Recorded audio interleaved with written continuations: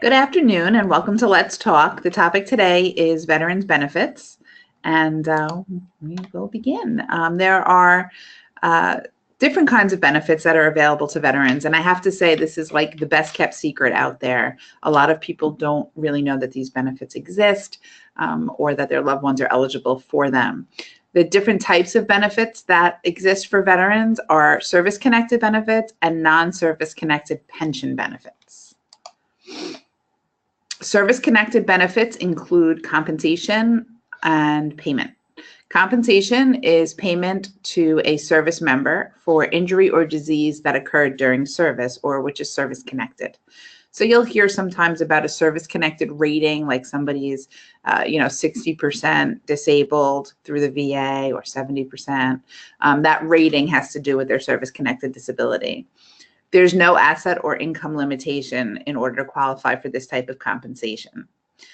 Payment is based on the veteran's disability rating, like I said, for this type of service-connected benefit. The non-service-connected pension benefits for somebody who was not injured during combat is a pension, and then there's also aid and attendance. The pension is a payment to a service member who served during a period of war, is 65 or older, or is disabled and has limited income and resources. So unlike the service-connected benefit, for this type of non-service-connected pension benefit, the veteran has to show that they have limited income and limited resources in order to qualify for this type of pension. So this isn't a pension that's available to all service members. It has to be examined for income and resource levels.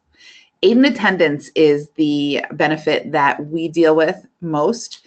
It's a non-service connected pension benefit for veterans who need assistance with their activities of daily living. And the veteran can get the aid and attendance in addition to a regular VA pension. The reason why we deal with this so often, obviously, is as elder law attorneys, we're working with a lot of families where their loved one may need assistance with their activities of daily living. Most likely, those individuals would be in assisted living or perhaps have some home care, have some help at home. The aid and attendance benefit allows a veteran or his or her spouse or surviving spouse of a veteran to qualify if they reside in assisted living or they're living at home and require aid and attendance of another individual to avoid the daily hazards of their environment. So maybe they need some medication management, maybe they need some assistance showering or monitoring their showering, perhaps they need help getting dressed, things like that. Those are the activities of daily living that the VA will look at to determine whether or not somebody is eligible. The requirements for aid and attendance, the first is the veteran must have had 90 days in service, and one of those days must have been during a period of war. So even if the veteran never left the United States, he or she will qualify as long as they were in active service for 90 days, and only one of those days being during a period of war. For World War II veterans who, the majority of the individuals that we're seeing now in assisted living are World War II veterans, they're pretty much all eligible for under this requirement. They all meet this requirement.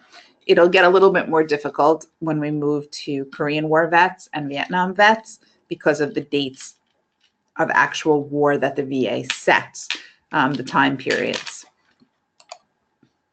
The veteran must have been discharged under conditions other than dishonorable. So an honorable discharge or a medical discharge is fine. The applicant cannot have more than $80,000 in resources. That, of course, does not include their primary residence or one car. And IRA and retirement assets are counted in full. So that differs from the Medicaid program a little bit in that for Medicaid purposes, retirement assets aren't counted when you're looking at resource eligibility. So for aid and attendance for the veterans program, they look at all of the assets of the veteran. So bank accounts, regular checking, savings, money markets, then IRAs, 401ks, 403bs, all of that is included and must be under $80,000. So again, this is where we come in as elder law and estate planning attorneys, where we can help individuals set up their estate so that their assets are under the $80,000 and they can qualify for the benefit. And there is no penalty for asset transfers for aid and attendance. Again, that's unlike Medicaid, where if somebody transfers assets to become eligible, they may have a penalty period. For aid and attendance at this time, there is no penalty for transferring assets. The surviving spouse of a veteran, if that's the person who's applying, they must have been married to the veteran at the time of the veteran's death. And if the surviving spouse remarries after the death of the veteran, eligibility is terminated. So they will no longer be able to receive aid and attendance under the veteran if they're divorced. I'm sorry, if they remarry after the veteran passes away.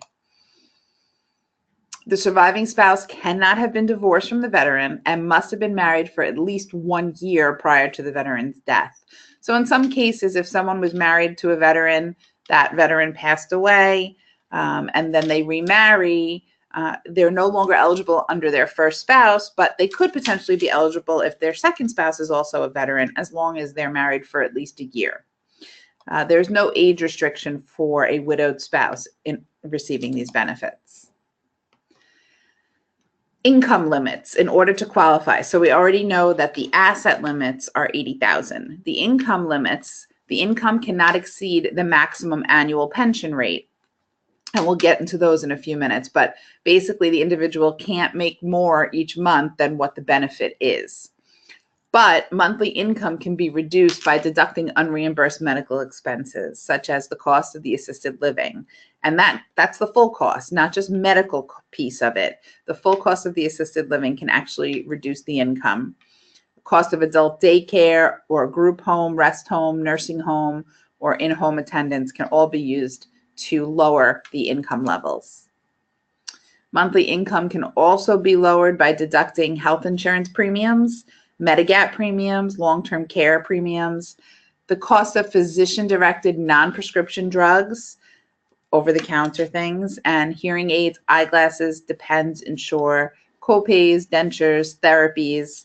So the list goes on and on. The good news is that for most people who qualify for this benefit, they're in assisted living. And once you use the entire amount of the assisted living bill to try to reduce the income, it's typically enough and you don't need to get into all of these additional expenses. So what are the benefit amounts? The veteran themselves is entitled to up to $1,830 a month. If a veteran and spouse are applying together, they're entitled to up to $2,169 a month.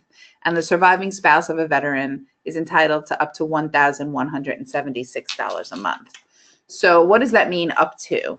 Basically, the way that this works is if the veteran is applying, they're going to look at the veteran's income, Social Security, pension, any income that that person is receiving. So let's call it $3,000 a month. Then they're going to deduct from that income the cost of medical expenses. So like I said, somebody who's in assisted living, where assisted living costs $6,000 a month, let's say, if you deduct that from the $3,000 of income, you're in the negative numbers. That person would receive the full $1,830 a month. Okay, but in some cases, we might have somebody who has a much higher income and perhaps they're not paying all that much for assisted living, and it's flip-flopped a little so that when we do the same calculation, perhaps we're left with $500 a month in income. Then that individual is going to get the difference between the $1,830 and the $500. Same thing for the veteran and spouse, and also for the surviving spouse. So it's a little bit tricky to determine what the amounts are. And of course, we take care of all of that when we do the application. We'll look at the income amounts. We'll look at the costs that are associated. But that brings me back to who qualifies for this. Like I said, somebody in assisted living, absolutely. Somebody who's at home and they're receiving home care, a lot of times they'll come and talk to us about the veterans benefit. The problem or the difference with home care is that we could also apply for Medicaid benefits to pay for the home care. But when you do that, now you can no longer prove to the VA that you're spending your own money on healthcare because Medicaid is paying that bill. So most people will not qualify for both Medicaid at home and the VA benefit. But in most cases, it makes more financial sense to go with the Medicaid application than it does the VA application. But again, it's case by case, and we sit down with families and go through each, all their specific information to determine which makes the most sense. If somebody is receiving the aid and attendance benefit and they're in assisted living and they go to a nursing home, the aid and attendance benefit is reduced to $90 a month, and they get to keep that. So typically when somebody goes in a nursing home and they go on Medicaid, they're allowed to keep $50 a month. Having the VA benefit allows them to keep $90 instead of the $50. If they're admitted to a state veterans home, there's 142 in the United States. The most well-known here is the one in Stony Brook. The monthly benefit gets reduced to $684 a month, which the veteran actually gets to keep. So Medicaid can't touch it.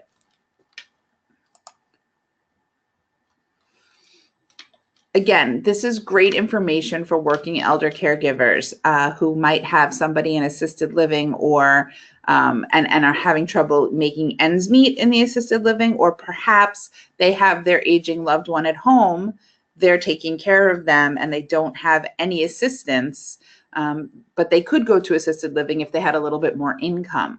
This benefit really, really helps keep your aging loved ones in assisted living longer, keep them out of a nursing home longer, because you can stretch their money further. Our office handles these Medicaid, these aid and attendance applications free of charge. And of course, we'll go over any other possible work that the individual might need, as we've discussed in the past: power of attorney, healthcare proxy, living will.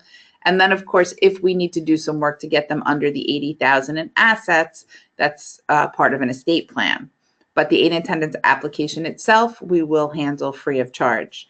So please spread this information around and let your employees know that it's out there. Like I said, it's one of the best kept secrets, and we're happy to help people get this benefit. Thank you.